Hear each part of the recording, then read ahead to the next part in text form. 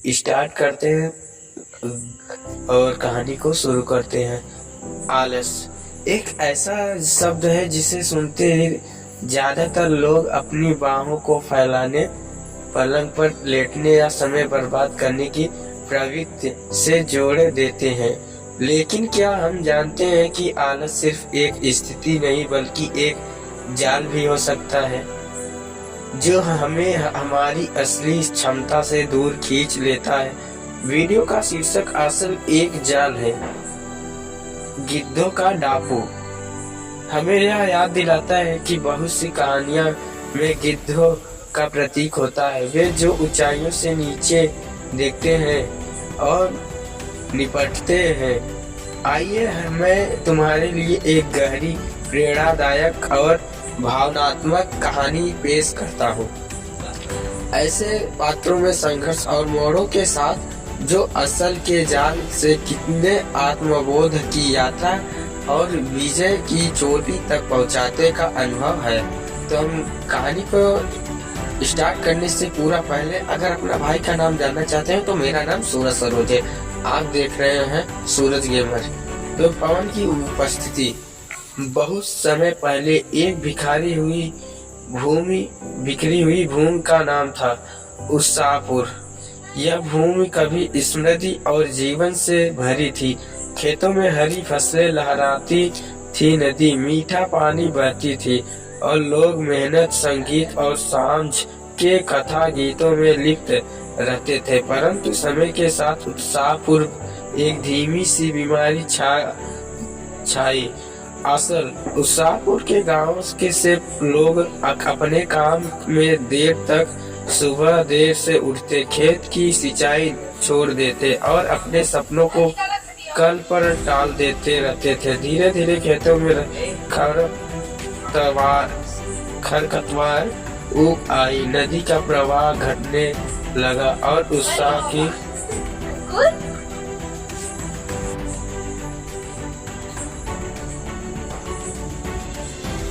खेतों में सिंचाई खरपतवार उग आई, नदी का प्रवाह घटने लगा और उत्साह की आवाजें मंद हो गई।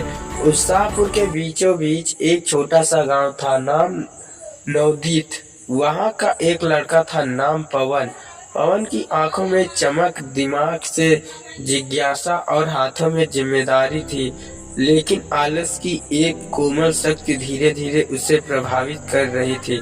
पवन के पिता शैलेंद्र एक मेहनती किसान थे। माँ आरती घर संभालती और बच्चों को पढ़ाई लिखाई देखती थी। पवन की एक छोटी बहन नीरा भी थी जो स्कूल जाती थी। पवन शुरू में खेत में काम करता, सुबह सुबह उठकर हल चलाता, फसल को पानी देता, मिट्टी तैयार करता। लेकिन एक दिन उसने सोचा, कल कर लूंगा, थोड़ा आराम कर लूं, आज तो मौसम अच्छा नहीं है। और ये बातें धीरे धीरे आदत बन गई। वह सुबह देर उठता, खेत पर देर से पहुंचता और देखता कि कुछ हिस्सों में फसल मुरझा चुकी थी, कुछ हिस्सों पर खरपतवार छा चुके थे। उन हिस्सों में को ठीक करना, काम बढ़ाना, पर काम करने का मन नहीं करता और आलस वह जाल पवन के चारों ओर फैलने लगा। आलस का जाल एक समय पवन के खेत में लौट रहा था। रास्ते में उसने एक चट्टाने युक्त टीले पर देखा। उसने एक गहरा गड्ढा था, अंदर सारी पत्तियां, सूखा घास और कुछ निदा थी। पवन ने आंखें झपकाई। क्या मैं इस गड्ढे को साफ कर दूं? शायद कल कर दूंगा।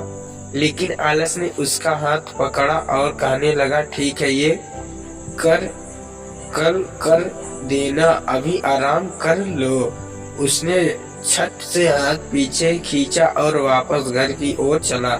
वही उस टीले पर एक बूढ़ा गीत गा रहा था, वचन लाल। वह बहुत समय पहले उत्साहपुर का कवि और शिक्षक था। कहा जाता है कि उसने कई पुस्तकों में जीवन की लड़ाई लिखी थी, पर अब वह शांत जीवन जी रहा था। टीले पर अकेला वचनलाल ने देखा कि पवन उस गड्ढे के पास जाकर कुछ देर खड़ा रहा, फिर चला गया।